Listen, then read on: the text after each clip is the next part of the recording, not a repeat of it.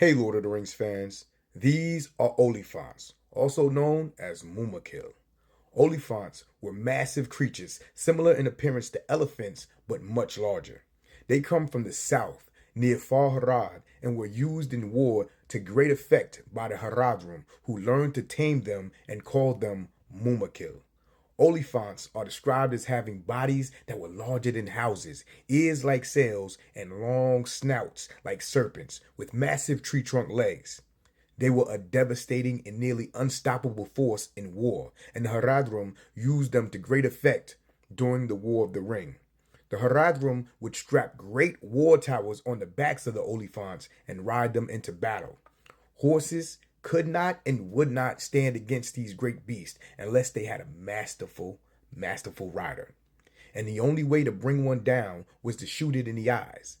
Because Oliphaunts were from so far south, to the peoples of the north, they were a distant legend, and they didn't necessarily believe them to even exist.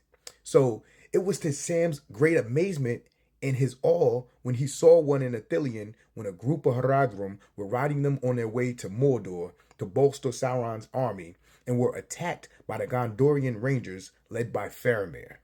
Enraged and crazed by the attack, Oliphant went mad and trampled both the enemy and its masters, smashed its war tower, and stampeded off through the trees, leaving destruction in its wake.